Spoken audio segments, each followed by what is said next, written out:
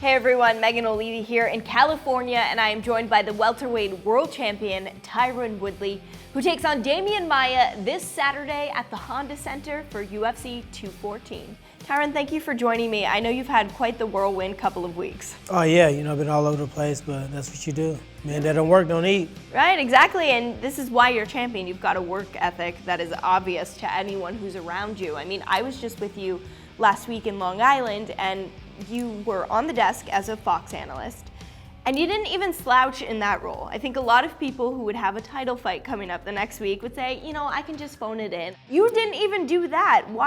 Where does this work ethic come from? It's just ever since I was a kid, I've always had a work ethic. My mom instilled that into me. She worked 3 jobs, and that was my first time working a big Fox, so obviously I didn't want to sneak it up. I didn't want to be the weakest link, and I definitely want to be hired back to work that, because it is a big task. It is the big Fox, and I don't want to go out there and be a slouch. So I was working out at 11 o'clock in the morning, and then also we worked out at 11 o'clock at night, so we finished at like 2 a.m., took a quick nap, woke up, did the workout again, and then did Fox. So it's a part of the task, and that's what it takes to be the champ. That's a schedule that I don't think a lot of people could keep. Now that you're actually here for fight week, do things feel calmer in a sense? Actually, this fight week does feel a little bit more calm. I don't know why. I think it's a lot of the conversation and talk is going to be on John and DC, so we kind of get to sneak underneath the rug a little bit. But I worked out this morning. Surprisingly, I was doing my interviews as I was still on the bike. I said, let me just stay on here long enough until I complete my interviews. And when I get off, I lost like almost 9 pounds. So it was nuts. That's beautiful, especially with 2 days to go until weigh-ins. Yeah. You mentioned that John and DC might get a lot of the media attention. It seems a little bit reminiscent of UFC 205. And then there you were getting fight of the night there. Do you feel like that's something that could happen here? I always do it. I always try to tell people that when it's a big fight card, I still show my first fight was Jose Aldo Frankie Edgar 1. And that's when I stormed across the octagon and knocked out Jay Heron in the fashion no one had ever seen before. And when I fought on George St. Pierre versus Johnny Hendricks, that's when I knocked out Koscheck. So anytime I've been on a really big card, I put on the greatest shows because I don't have the pressure that those guys have. All I got to do is just go out there and kick butt. So that's what I'm planning on doing this time around. Yeah, and you, I've got to imagine, did some backpack training here. I saw some jokes on social media with you, but Demian Maia, that's what he's known for. He's known as one of the world's best grapplers. So how are you really preparing for this and really looking at what will happen on Saturday? Well, it's probably the best jiu-jitsu player in UFC right now, but he's also going against the person with the highest takedown defense in welterweight history. So I'm not an easy person to take down, and I possess a KO power that makes everybody think about coming in close before they do it. So I think his attempts are going to be often early. When he eats some leather a few times, I think it's going to make him second guess his shots. And it's going to leave him diving in from long distances, and it's going to make it easier for me to see, and it's going to make it easier for me to get him out of there. What are you expecting if it does go to the canvas? You are an incredibly talented wrestler. You've got great jiu-jitsu yourself. If this does go to the mat, what happens? I think I'm equipped with the skills and the knowledge to neutralize him, to escape and get back to my feet if I need to be patient in areas where he's going to be dominant, and also, to stalemate in the scramble. It'd be silly for me to say, okay, I'm a brown belt in jiu-jitsu. I'm going to show him that I can out-grapple him.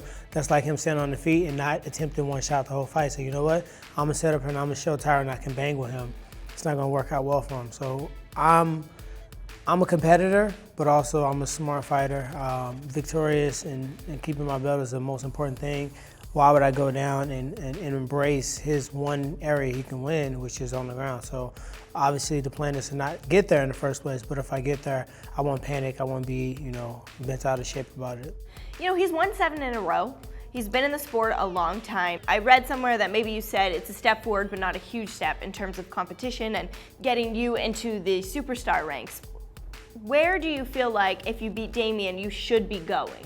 I think it's for my legacy, it's a big step, but I think the fans don't respect jiu-jitsu in our sport. It's not me. I'm not discrediting Demian Maia at all. What I'm saying is that our fans want to watch a high-paced, back and forth, bloody, gory, punching, striking, kicking exchange. That's what they envision a good MMA fight being. They don't appreciate the wrestling, the ground and pound. They don't appreciate the jiu-jitsu war, the exchanges, the sweeps. That's what he does best. So it's not my fault. It's the fans and what they've come to expect from fighting. that he doesn't get the credit. So me beating him, I won't get the credit for defeating someone that's on a 7-fight win streak, that submitted some of the best, and has 19 victories inside of the octagon. Yeah, no, that's obviously beautifully said, and you aren't taking him lightly. I can tell by the way you're describing it all to me. You've got a lot on your plate, but it never strays in terms of your focus on fighting. So you are focused here on fight week. You've got 2 more days. What's the bigger mental game right now, the weight cut or the actual fight? The actual fight I play out during the weight cuts. When I'm running on the treadmill, every 5 minutes I treat it around, how am I gonna do this, how I'm gonna do that.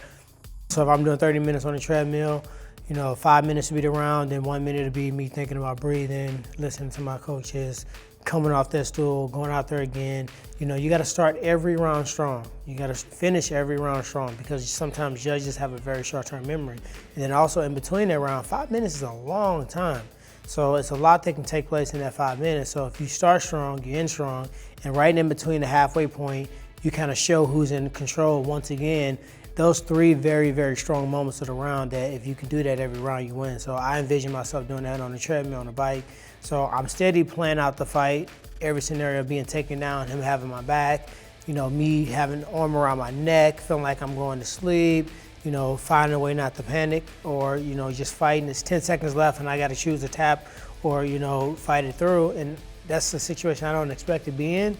But man, I'm playing it through. So when I walk out in the octagon, I really have no fear. I have no reserve, because all those things have been played out in my mind. After this fight, do you feel like you need a little vacation? I'm gonna take some time to myself. I've been working, I've been doing movies, I've been doing the Fox. I have 4 kids. Just bought my home, so there's a lot going on, and I've never had a real break. So what I'm gonna do is I'm gonna take like 5 to 7 days. I'm gonna go see some still water, some mountains. I'm gonna reconnect myself, spend some time with me and God, and just kind of download a little bit, because I've been all over the place. Well, I am looking forward to that for you, because I know that you deserve it. Best of luck, Tyron. Thank you so much for talking to us today. Thank you. Appreciate it.